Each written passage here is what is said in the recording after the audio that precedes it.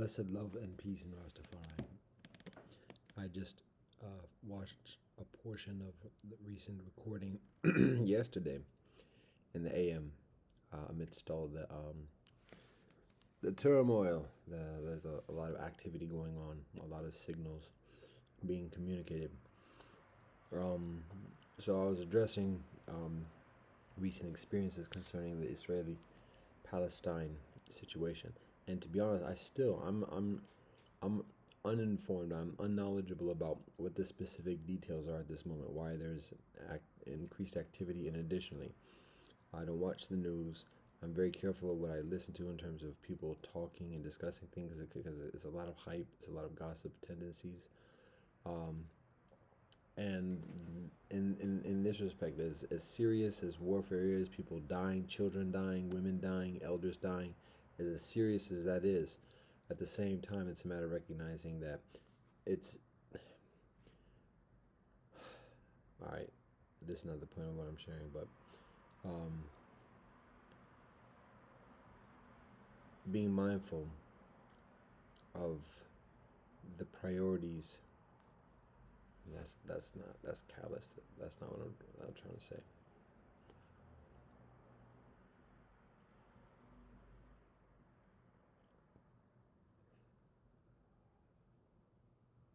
Focusing on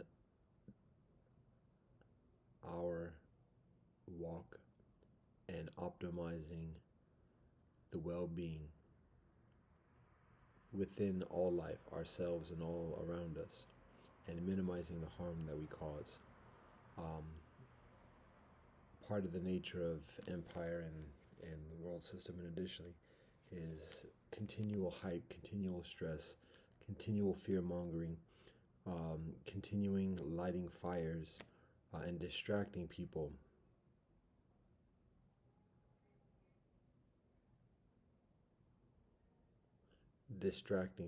from the priorities, just even from the healthy day-to-day things we need to be doing. So that's one reason why I'm very mindful of not getting enveloped and not searching for the because as Kung Tzu teaches, like there when people have a direct responsibility for doing action to respond to items, if somebody's a minister of defense, and so it has a responsibility of deploying people or services, or works for the Red Cross or something like that, then it's a further priority for that person to have that information and to know how to respond, know who to talk to, and communicate and coordinate. When it's people who are just doing their day-to-day thing, um, and don't have the intention of actually getting involved, and when I'm getting involved, I'm talking about protesting, whatever. I'm talking about directly talking to people on the land and coordinating relief efforts and otherwise. It's gossip, it's idle discussion, it's hype, it's stirring the pot, and so it's being mindful of that. We only have so much energy, so much attention to invest within um, the needs and the work and the seva around us. So, anyways, that being said, I'm unaware of the specific acts that precipitate the increased activity here in the village where I live. What I do know is that there's an increased amount of activity, there's an increased amount of hostility, there's an increased amount of posturing, and so, anyways, my point here is this: in watching the joint, just a portion of it, I do recognize, like, I might seem like I'm like being very one-sided in lambasting the Ummah. And so basically everything that I say in concerns of any perceived criticism or admonishment or warning or whatever else to the Ummah specifically, it's applicable to all religious communities. One, I'm responding to things that happen, people directly approaching me, stopping what I'm doing, and imposing upon me. So I'm responding to that. I'm responding to a continual process of that happening. There are people who are circling around for over a week, for a number of days, maybe a couple of weeks. And I described it somewhat already, but eventually somebody actually approaches me and there's a discussion. After that, there's been nothing since then. So, um, but at least here in the village, and I don't know if it's a result of what the conversation that we have because I share some serious information, um, or if things are being redirected or whatever. Well, there was the I mentioned the kufi. That was another again the provocation. So I'm responding to those things. Now it just happens that Judaism does it its own aggressions, and I've done the lambasting towards the Jewish community within the through the years. The nature of the hostilities from the Jewish community towards any perceived antagonist or outsider is different. The mechanics of it are different. It tends to be further systemic, further buffers, and further like institutionalized. So it tends to be less direct towards the general public, and thus susceptible to that type of scrutiny in addition or responsiveness. So, but what I've said to the Ummah or concerning the Ummah applies to all religions. Now so I'm specifically responding to direct approaches to me, and the imposition of stress and the imposition of hype. There's always a willingness of having a calm, respectful discussion, reasoning. But in terms of like just being enveloped in the hype machines and like the antagonisms, that's where it becomes problematic. And so that's what I'm responding. That's one of the things that I'm responding to now. In addition to that, it's also a matter of recognizing that the nature of the obligations within Islam are different than the nature of the obligations within the tradition of Israel. Meaning that one, I was talking about proselytizing and that notion of going out and recruiting. Judaism doesn't do that, generally speaking. So there's less of a talking point in that respect. I talk about Christianity, I talk about Buddhism, and additionally, um, and the considerations that I share, even the solutions that I share, apply to each community: Baha'i, Sikhi, Buddhist, Christian, Islam, Muslim. Um, the other thing also is that, just to be candid and honest, um, well, so one thing is in the Quran, it teaches that one who practices Islam has a responsibility of communicating to another who practices Islam when observing something that is against the teachings, where somebody is causing oneself harm or causing others harm. So there's an obligation of doing that. There's a similar obligation within Torah of Judaism, and I'm speaking Torah in Islam specifically. Again, Christianity is a little bit different. Um, but in terms of Torah, the obligation is different and the methodology is different. Um, that's one thing. The other thing also is that just again, this is where I mean to be candid, just to be like keep it 100 um, within Torah. Just to be honest, um, the the the shul, the community of the children of Israel, the practitioners of the mitzvot abstain from having the same obligations of care and consideration for outside communities. So there's that. There's tikkun olam, and that's serious and that's fundamental and that's actual and that's foundational. But in terms of contemporary politics, and additionally, there's a different premise than there is within Islam. That Islam and Christianity have a similar, not the same, but a similar kind of world charge in terms of going out and transforming the world, or not saving, slaying. I'm trying to think of appropriate words, but going out and teaching the world perhaps is one way. We can talk about converting, but point is, there's a premise of universal humanitarianism, and the somewhat of a responsibility for the well-being of others outside of the own community. Um, and so that doesn't it doesn't exist the same way within Judaism, which is one of the reasons why I abstain from articulating the concerns that I articulate, because um, there's less of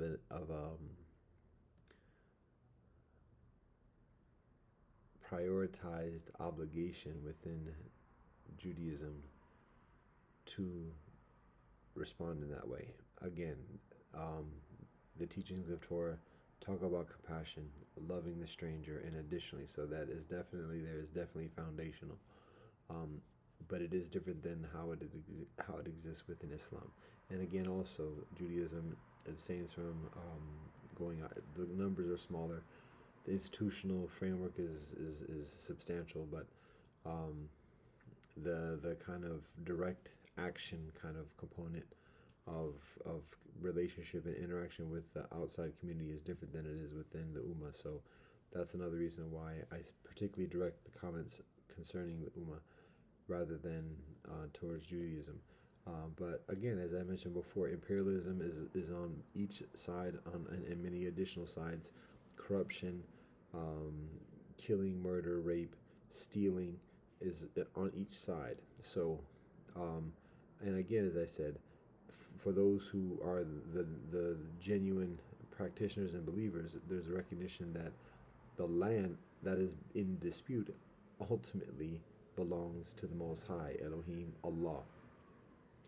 So all the pretenses of who's further righteous, who's further deserving, and additionally, that's earthly. That's earthly competition. And for people to proclaim having a spiritual, a sacred, holy right, and otherwise, even the notion of the promised land, of Eretz Israel, there's a truth greater than that, and the most ardent Orthodox practitioners know that too. So, um, anyways, the point basically for this whole joint is just to say that recognizing that a lot of my articulation is directed towards Ummah in the previous recording, and so I have yet to watch the whole thing, but and it does get the circumstances that were rather trippy, as I mentioned. Like, there are a number of passive and direct hostilities, and additionally occurring just as I begin doing that joint. So I'm not blaming anyone. I'm not causing or casting dispersion on anyone. I'm observing, because what I recognize is like it's heaven, earth, and hell manifesting. So it's not even a matter of blaming anybody. It's not even a matter about conspiracy. It's a matter of energy, vibration, manifestation, balance, and doing the best we can. So I do recognize, sometimes as an adult, sometimes as a man living as a bachelor without a wife and children, it can the mindfulness of speaking to the audience of children, and to the audience of tender trotters, can be somewhat distant, particularly when in the midst of those kind of conditions. So I have to be mindful of that. I try to be genteel. There are a number of there just seems to be an increased amount of stress people are experiencing around, and people are looking for targets to relieve that stress. And anyways, without getting into those details, but I mentioned in a recent recording earlier today, and I have to work on getting off these recordings, but I talk about song stories, rituals, and ethics for a number of years. That's from the teachers, that's from the sages, that's from the ancients, our ancestors and prophets. But what I also recognize is that it's helpful to like be further specific, and tangible. And so because people can talk about songs and stories, and there are all different types of song stories, what I recognize is beneficial is looking at people in the different stages of life, particularly at this moment. And this, for children, continuing with songs and stories, accessible, educational, sharing ethics, introduction of culture and heritage and tradition, songs and story stuff with children. For youth, what I humbly suggest to concentrate on is rituals, to learn the rituals within one's heritage and to connect and practice those rituals. I mentioned in the recording earlier today, every person in this life arrives at two paths essentially in this life. One is civil war, and the other is rituals. Um, and where one devotes oneself, where one devotes one's attention and materiality, um, and efforts and work and service towards civil war or towards rituals. Because even in the positive scenario of living a life, having children, and additionally, when we look at the stories, the rivalry between siblings, further generations along, it is a tenacious phenomena to recognize. It's extremely disheartening when we look at Arjuna, when we look at the sons of Israel, the betrayal of Yosef Avinu, when we look at the rivalry between Yitzhak and Ishmael.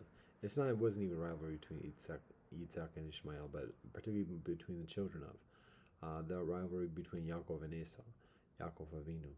So even when somebody is a man, particularly, but even when a man and a woman are epitome of righteous, there's still that prospect of civil war, brother against brother.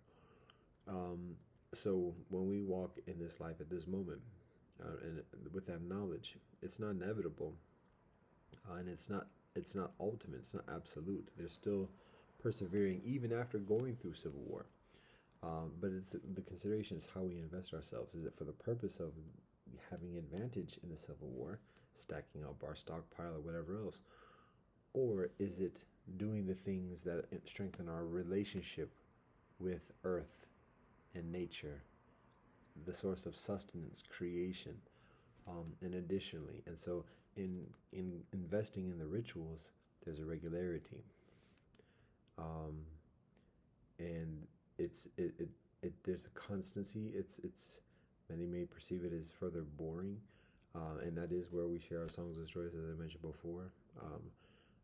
But it gives that momentum and support amidst all the highs and lows and volatility of the civil wars. There's a constancy, and so that's consideration of where we invest ourselves. And the rituals are the occasions where we gather together, when siblings gather together, even Yitzhak and Ishmael return and reunion, Hine Matov, for ritual. And that is also the continuing lesson with the narratives of the brothers that I mentioned as well. So anyways, that's the consideration. So for youth, to learn about the rituals, to study about one's own rituals and get reconnected and practice the rituals, the daily, the weekly, for those that have the weekly, those of us, and monthly, upasada based and seasonal and yearly rites of passage. But for youth to focus on the rituals, and then for the adults and the elders, focus on the ethics. When people talk about economic co-ops, when people talk about activism, when people talk about solidarity, when people talk about political cooperation, treaties, organizations working together, and additionally contracts, shared ethics is what sustains those agreements.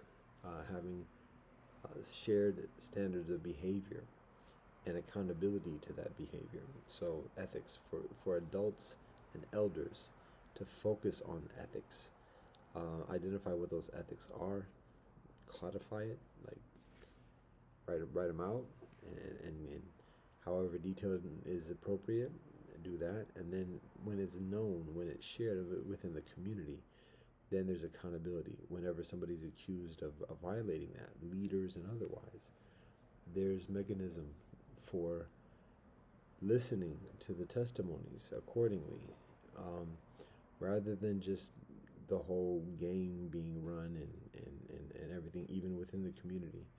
Um, there's a certain credibility um, and trust that is strengthened within the community when people know what the ethics are, what the behavior is, and that all within the community are accountable to it. So that's what we share for consideration. Um, Peace and blessings to all brethren, to all sistren, within the Ummah, within Islam, within Judaism, within Buddhism, within Christianity, within Sikhi, within Baha'i, all kinfolk, within Tao. Love and peace of the Most High Elohim, Allah, Brahman, Tao, known beyond all names. Blessed love and peace to all.